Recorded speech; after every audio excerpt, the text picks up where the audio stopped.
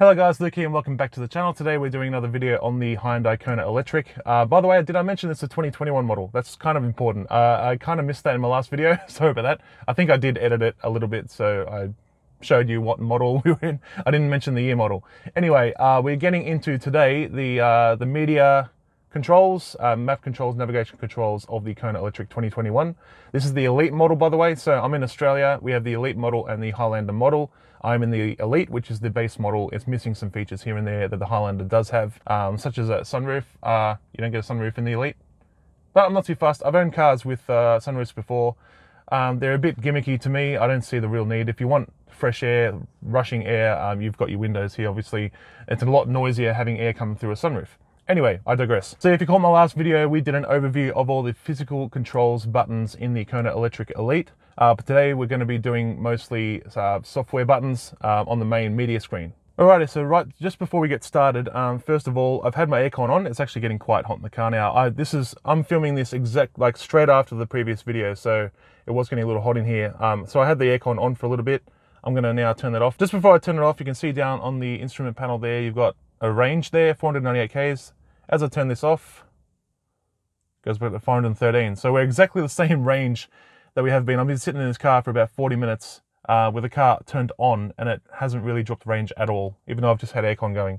So it's pretty efficient when it comes to using the battery. Now the aircon's off, we don't have the fans going to ruin my audio. Now, as you can see, this is off. Normally when you start the Kona Electric, this screen is not actually off, but if you want to turn it off, you can turn it off by holding the power button down. So I'll just hold it on now to turn it on.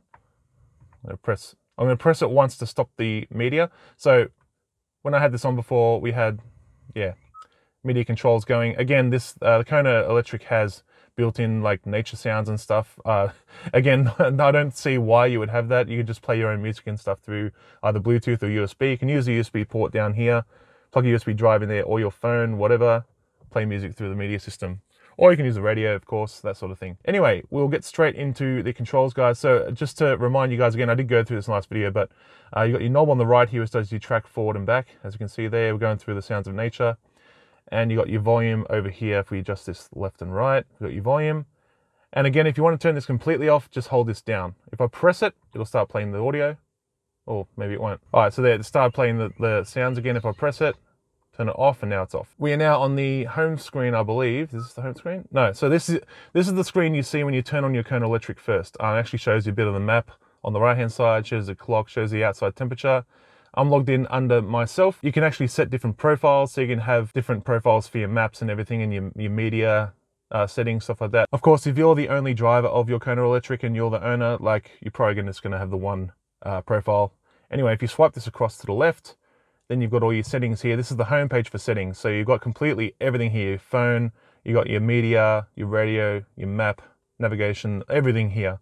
But you can use these shortcuts here to go to certain things. So if we go to map here, obviously it'll take you straight to the map, and that's where I am right now. I'm not parked at my house, by the way, so you're not going to get my home address by this. Oh, I just noticed my battery was at 95%. Do you remember that, guys? My battery is at 95%, now it's 96. I don't know how it's gone up. My range is, my range is higher. Okay, I don't know. I'm not charging. As you can see, I'm just parked on a street. I'm not charging at all. But anyway, we've got our map button here. If we go nav, then it's got an area where you can put in all your addresses, whatever. Favorites button. Again, I don't think I've set favorites to anything, so forget that. You got your seek and track. If I press these, I don't think much is going to happen. No, because they're more so when you're playing media. Radio, of course, will take you to radio. I'm just going to stop that there. Media. So obviously it's going to play the sounds of nature, because currently I don't have a USB drive plugged in. I don't have my phone connected over Bluetooth. If I connect my phone over Bluetooth, then if I press media, it would probably start playing, it usually starts playing the last media I had playing on here, which is usually in my music library. Then we've got the setup button. This is where we'll mostly be today, guys, under the setup button. So if we click that, we go to here. Now this isn't everything. This isn't all the settings. As you can see, we had a lot more settings before. So we're actually going to press home. This is all the settings, pretty much. I think there's 2 pages, yeah. Well, it's information and manual on the second page. But the first page is where most of your settings are. So we're basically going to dive into each menu here and just show you all the options you have. So EV is a very handy menu. I've set up a lot of things manually in EV. This just gives you an overview of your battery. Now, charging limit here, you can actually change the charging limit. You can actually charge the battery to like 80%, 90% if you prefer, or you can charge all the way to 100. I've left it at 100. So if we go under charge management here and we go to charging limits, you can see we can set the limits here. So on the AC charger, I can set it to only charge to 80% or 60%, 50%. This will obviously elongate the life of your battery in the Kona Electric. I want to do some immediate traveling when lockdown ends, so I'm currently charging up to 100%. So you got your charging limit on DC as well. DC is more so for fast charging. So if you plug your Kona into a public charger that can support fast charging, that's what your DC charger limit is for. Then you got your charging and climate control here. So this is what I talked about a little bit in the previous video. You've got your next departure time. I'm departing tomorrow morning, Sunday morning at 4:50 a.m. I actually work Sunday to Thursday now, if you didn't know. So when I depart at 4:50 a.m., what happens is if I'm plugged into the charger, it's going to set the climate control to 22.5 degrees Celsius. So as I leave for work at 4:50, the car will automatically be set up for 22.5 degrees on the climate control automatically. That's if I've got it plugged in. This doesn't happen if it's not plugged in. So if we go into target temperature here, we can set the temperature we want. Obviously, I've done that. Scheduled charging, very handy. I've scheduled basically the off-peak time. So from 11 p.m. at night to 7 a.m. in the morning is when we have off-peak tariffs here in Australia. I think it's for most of Australia. Now, I've currently got it to charge at off-peak tariffs only, so it's only going to charge when it's off-peak time. You can select the other option here, off-peak tariffs prioritize. So if the battery is low, like probably under 50%, it will charge on peak time, but it will try and do most of its charging on off-peak. But I prefer just to charge it on off-peak only, so it saves me on electricity. And as I said before, next departure, we can modify that to I've set Sunday to Thursday as my working week. 4:50 a.m. is when I leave for work. I start work at 5:30 in the morning, by the way. Departure time has not been set. I thought I did set, it's my so you can set 2. I forgot about that. So you got my first departure time is 4:50. I didn't set a second one because when I leave for work, I'm finishing work at 2 o'clock in the afternoon, and I don't really need climate control set up for that time of day because it's pretty mild here at the moment. It's spring in Australia right now, so that's why I don't need that. Anyway, we'll go back. So that's your charge management area basically. That's everything. You can actually set your charging management to reduced or minimum here. So if you don't want to charge for some reason at such a high rate, you can actually reduce it. Again, I didn't. Okay, I think it takes a while to apply the settings there. Let's go back. I'll leave it at maximum. Now this little map here, it's pretty handy. It shows you pretty much how far I can drive on my battery range I have right now, 515 Ks. That's how far I can drive from where I am right now. So I can get nearly to Adelaide on this charge. I can get quite a long way towards Sydney on this charge, and for some reason it shows me I can go to like nearly Hobart on this charge, even though it's got a lot of water there, so it's not going to help me, is it? But anyway, it's quite a handy feature to know how far you can drive on the charge that you currently have. Now you've got your EV settings here.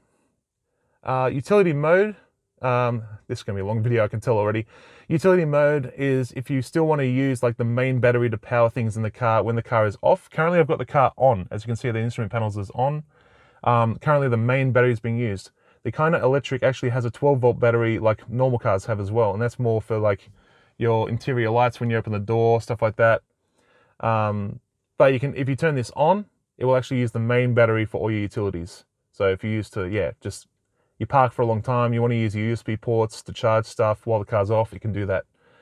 Warning, I've got this on. I don't think I'll ever be needing this, but it can warn you about the range when it gets low, basically. Or like it's more so when you set a destination in your nav, it'll warn you that your range cannot get you there if it's over your range. If it's over my range of 515 Ks, and I've set a destination of 600 Ks away, it'll warn me that I can't do that on this charge. I need to stop and charge. EV route, another handy feature. I don't think I'll need it.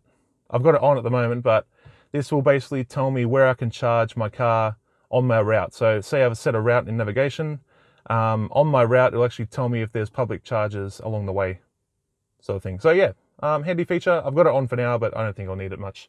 I don't drive far at the moment. We're in lockdown in Melbourne, so we're kind of screwed. Can't go anywhere. You got your eco driving information here.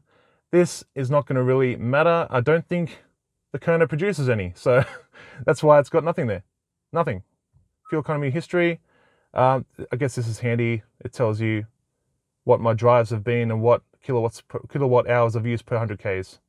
It's not really going to be accurate information because I do a lot of little short drives, like test drives here and there. Obviously, before filming this video, I did a fair bit of like just drive testing. It's taken a while to get to the EV menu. That's probably the most involved menu on this in this car. So map, of course, you can get to map by just pressing map. So again, not really handy there. We'll go back to setup. Home. Navigation menu, again, you can get there by pressing nav. I've already showed you that before. Let's press it for now. So it takes us to this screen here, which also gets you there by pressing nav. Nav's the same screen. Phone. So yeah, my phone's currently not, the Bluetooth isn't on right now, so I haven't got it connected. You can also get to the phone menu by pressing the little phone icon here. So it does the same thing as pressing phone on there. Anyway, we're going to close that. Now, phone projection, on the other hand, it would be nice to show you this. So basically, the Kona Electric has Apple CarPlay and Android Auto as standard. They are cabled modes though, so you do need to have your device plugged in via USB to enable Apple CarPlay or Android Auto. Kind of annoying it's not wireless. I hope that comes in a future software update. I really hope it does. But basically, phone projection here. And yeah, it's warning us here, please connect to phone that supports Android Auto or Apple CarPlay via USB. I won't be showing you that, of course, because basically all it is it shows your mobile apps that you can use in the car on your phone on the dash screen. So pretty handy. You can use Google Maps, for example, instead of the navigation or the maps that come with the car. Instead of using that, you can use your Google Maps or Apple Maps or whatever. Voice memo, if you for some reason want to record some voice audio, well, yeah, I guess you can use that. I guess it's kind of handy, I guess. I won't be using it. You got your climate here. Again, you can get to climate by pressing climate down here. So if you press the climate button, that does the same as pressing climate here. Takes you to different information here. Oh yeah, I didn't go fully through this in the last video, but I mentioned the activation on washer fluid use setting, but you've got auto dehumidify and auto defog as well. Very handy feature. So the car will automatically detect if it's fogged up or if it's humid, it'll automatically work on that. So it's pretty handy. Radio, of course, you get to radio by pressing radio as well. I won't go there because it'll start playing radio. Media, again, gets you there via this button, so there's really no need. I'll press it anyway, but yeah, as you can see, it takes us to our media. Quiet mode. Now, quiet mode, I think just makes everything in the cabin a little quiet. As you can see here, in quiet mode, radio/media is played only in the front seats. Volume level will be limited to value 7. So it only has a very low maximum volume. And yeah, it only uses the front speakers. If you have someone in the back seats, I guess, sleeping, then you can have quiet mode on and they can continue sleeping and you can still listen to music or radio, whatever. Then you've got settings, and this gets into a whole other menu of settings.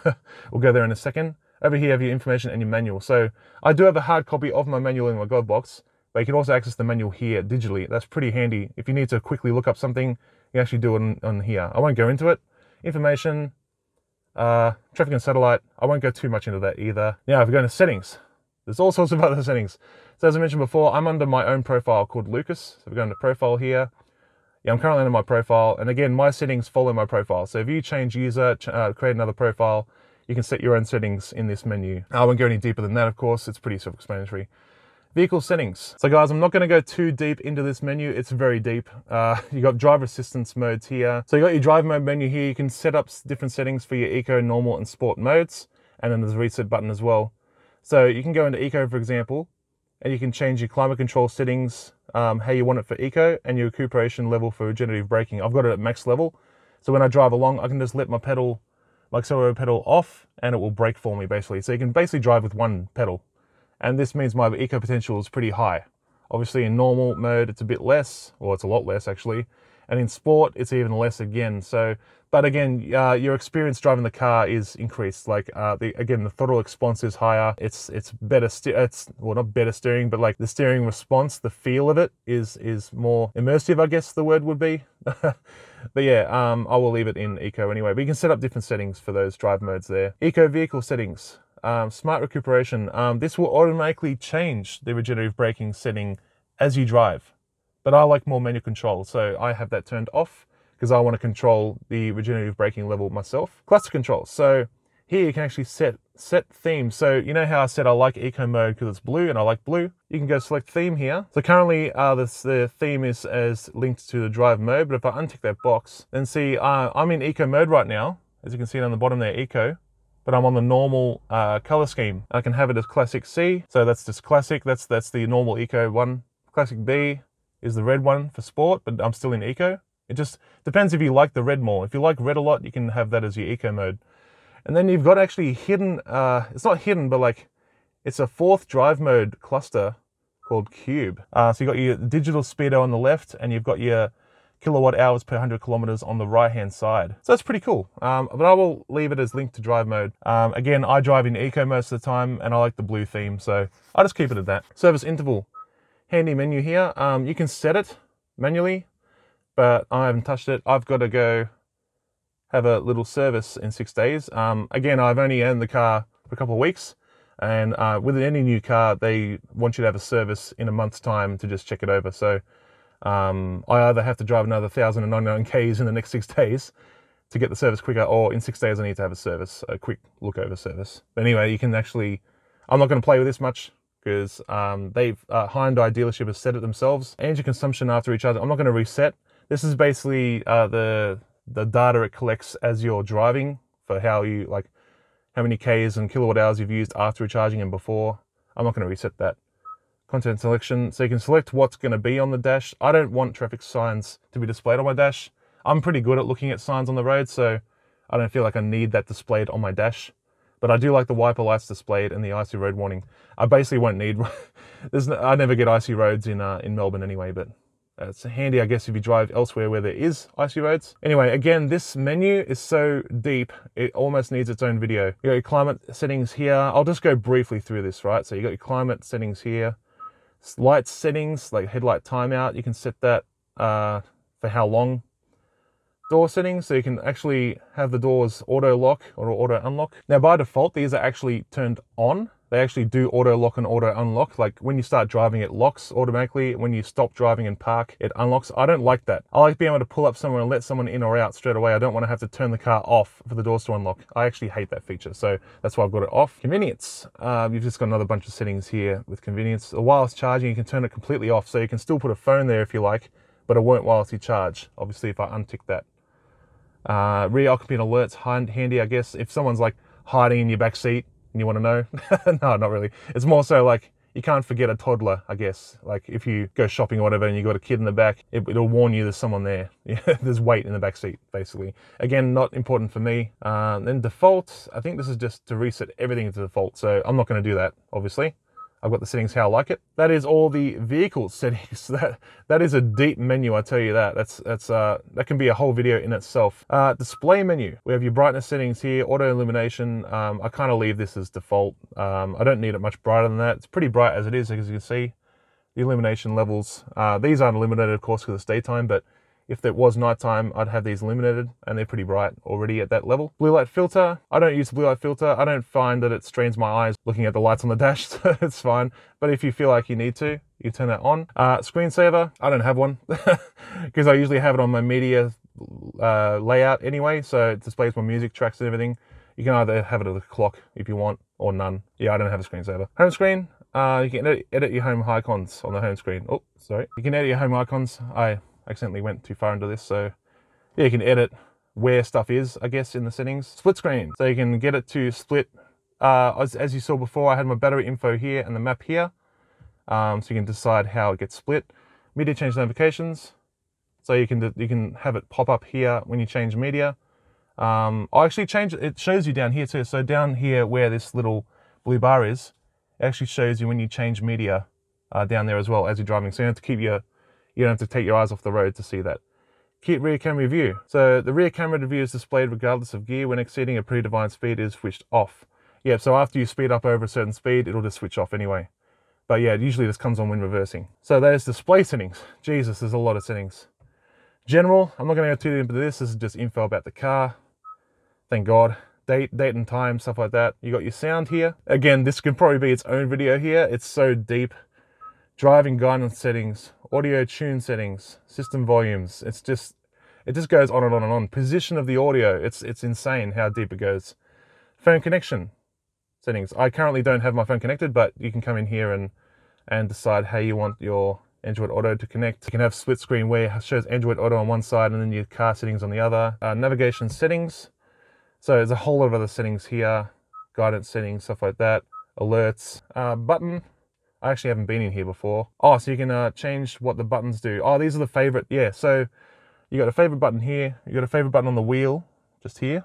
So you can actually change what these buttons do. You can set it so The favorite button here opens the EV menu. So if I set it to EV, so that's the custom button right there. So if I press that, it takes the EV information. So pretty cool. So I guess that's what I'd probably use that for. Anyway, let's go back in. So you got the steering wheel start button. I guess I'll set that to, I don't know, cancel route. That sounds handy. So if I'm using navigation, but I know where to go after a little bit, I can press the start button right there, and it will cancel my route. So that's pretty handy, actually. I'll have it set as that. Then the mode button, it's currently not set to anything. So the mode button on the wheel actually does nothing. I guess I set it to Bluetooth, audio, USB music. I think that'll do. I don't really use radio much. I use my phone audio and I use USB sometimes. So now mode will switch between those two settings. So that's pretty handy. I think we have gone through pretty much all the settings in the Hyundai Kona electric media screen. So yeah, quite a long video, pretty detailed video on all the settings. It's just taken a while to get through. But I hope that this video has been handy for you, checking out all the settings. Again, this is settings for the Elite. In the Highlander model, there may be extra settings that aren't on this model. But anyway, guys, that's going to do it for another video on the Hyundai Kona Electric 2021 Elite model. I remembered to say everything there this time, so I don't have to put it in editing. So that has been the the media screen settings and everything, all the software buttons there. If you want to see more content on the Hyundai Kona Electric, let me know in the comments below. Let me know what you want to see. Next video, I'm planning on doing a drive. I'm actually just waiting for some stuff to come from eBay. I've ordered a GoPro mount and a suction cup mount because my old suction cup mount actually broke. I used to do videos in the car, but since it broke, I haven't done one. So I'm just waiting on replacements to come from eBay. And then, yeah, next video on the channel, you'll see from me on the Hyundai Kona Electric will be a driving one. So I'll be filming while driving. That'd be kind of fun. But anyway, as for this video, thank you so much for watching. If you did enjoy, leave a like down below, subscribe for more content like this, and I'll see you guys around the channel. All right, have a good one.